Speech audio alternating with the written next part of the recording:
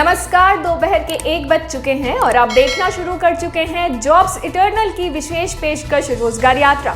आपके साथ मैं हूं निधि। बात करते हैं आज की प्रमुख खबरों की।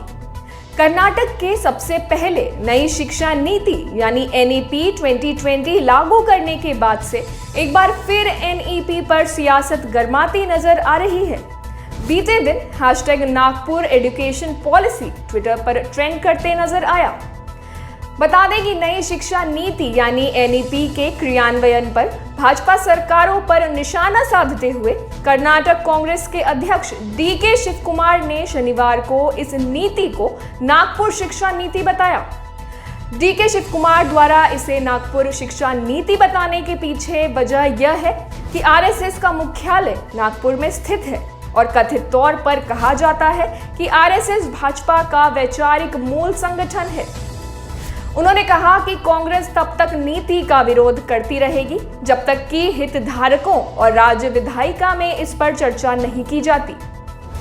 DK शिवकुमार ने ये भी कहा कि NEP पर व्यापक रूप से चर्चा होनी चाहिए थी। मैं एक शिक्षाविद हूँ, मैं शैक्षणिक संस्थान चला रहा हूँ, मैं विभिन्न संगठनों में ट्रस्टी या अध्यक्ष हूँ, लेकिन मैं इस शिक्षा नीति को समझ नहीं पा रहा हूँ।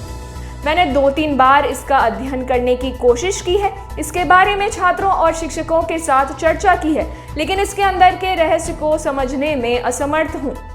साथ ही पत्रकारों से बात करते हुए उन्होंने राज्य सरकार पर बिना चर्चा किए नीति को जल्दबाजी में लागू करने का आरोप लगाया है। शिवकुमार ने कहा कि यह नई शिक्षा नीति नहीं है, यह नागपुर शिक्षा नीति है। अब बढ़ते हैं आज की अगली खबर की ओर। राजस्थान सरकार ने रीट व अन्य भर्तियों के अभ्यर्थियों को एक तोहफा दिया है। गहलोत सरकार के इस फैसले से लाखों बेरोजगार युवाओं को फायदा होगा। राजस्थान सरकार ने शुक्रवार को रीट के साथ ही RVUNL, RPSC, RSM SSB और RTET आदि प्रतियोगी परीक्षाओं में भाग लेने वाले अभ्यर्थियों को निःशुल्क बस सेवा देने का ऐलान किया है। इस फैसले से तकरीबन 40 लाख युवाओं को फायदा होगा। अकेली रीट परीक्षा में तकरीबन 25 लाख अब परीक्षार्थी शामिल होंगे। बता दें कि रीट का आयोजन 26 सितंबर को होगा। इसके जरिए राज्य में शिक्षकों के कुल 31,000 पदों को भरा जाएगा।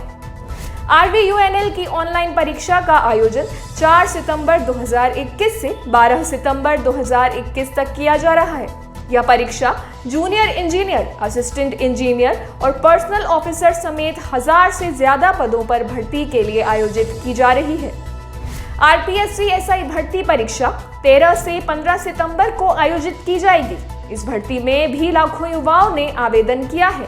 वहीं राजस्थान कर्मचारी चयन बोर्ड ने कनिष्ठ अभियंता, सिविल डिग्री धारक संयुक्त सीधी भर्ती परीक्षा 2020 का आयोजन 12 सितंबर 2021 को सुबह 10 बजे से दोपहर 12 बजे तक होगा। इसके अलावा RSM SSB की कृषि पर्यवेक्षक भर्ती परीक्षा 18 सितंबर को सुबह 10 से 12 बजे तक होगी। गौरतलब है कि गहलोत सरकार ने बजट में प्रतियोगी परीक्षा देने वाले परीक्षार्थियों को रोडवेज में फ्री यात्रा की घोषणा की थी। साथ ही सूत्रों से पता चला है कि अब किसी भी हाल में रीट भर्ती को स्थगित नहीं किया जाएगा। वह परीक्षा का आयोजन निर्धारित समय पर ही किया जाएगा। अगली खबर राजस्थान से ही SI भर्ती से जुड़ी हुई है। पिछले 1 सप्ताह से जारी SI भर्ती को स्थगित करने की मांग अभी भी जारी है।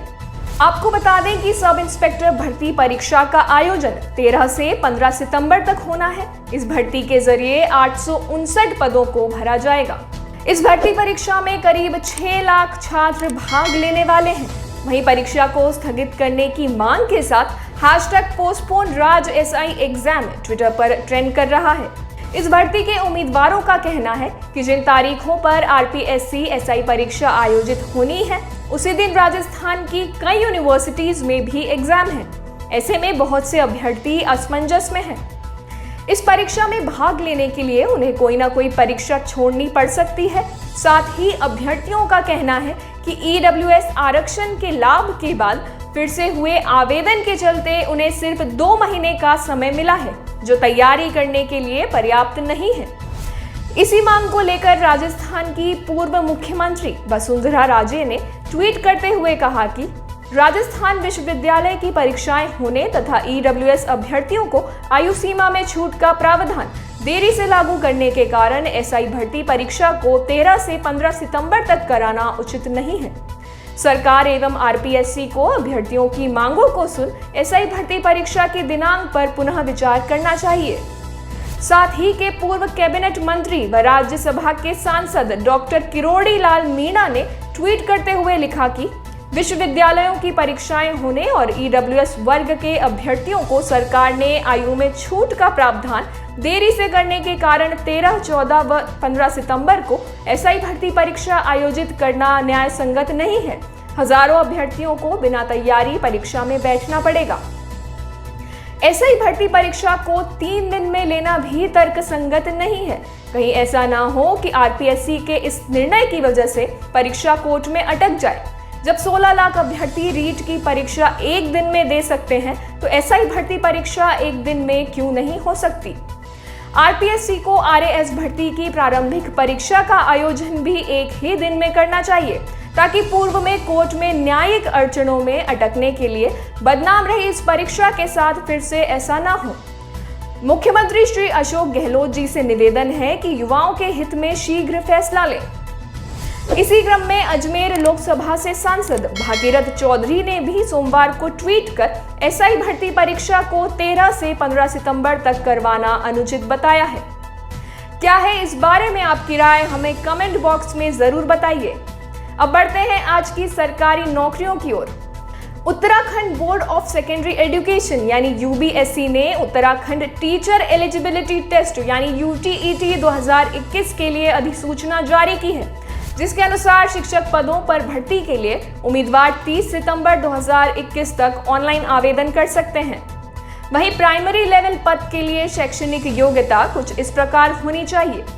न्यूनतम 50% अंकों के साथ 12वीं या इसके समकक्ष एवं प्रारंभिक शिक्षा शास्त्र में द्विवर्षीय डिप्लोमा डीएलएड या बीटीसी या न्यूनतम 45% अंकों के साथ 12वीं या इसके समकक्ष एवं प्रारंभिक शिक्षा शास्त्र में द्विवर्षीय डिप्लोमा डीएलएड बीटीसी जो राष्ट्रीय अध्यापक शिक्षा परिषद विनियम 2002 के अनुसार प्राप्त किया गया हो, या न्यूनतम 50% अंकों के साथ 12वीं की परीक्षा या इसके समकक्ष एवं प्रारंभिक शिक्षा शास्त्र में बीएलएड की परीक्षा पास की हो। वहीं जूनियर लेवल के लिए शैक्षणिक योग्यता कुछ इस प्रकार निर्धारित की गई है।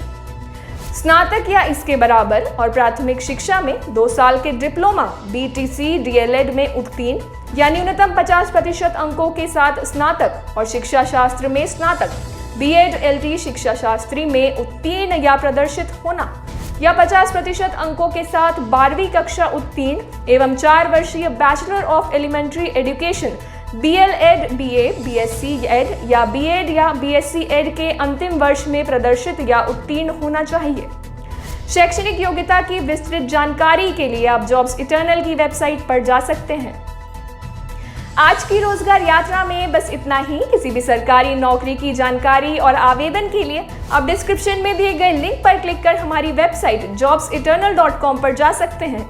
अगर इस पेशकश द्वारा आपकी या किसी और की सहायता होती है तो इसे लाइक और शेयर करें, साथ ही हमारे चैनल को सब्सक्राइब जरूर करें। धन्यवाद।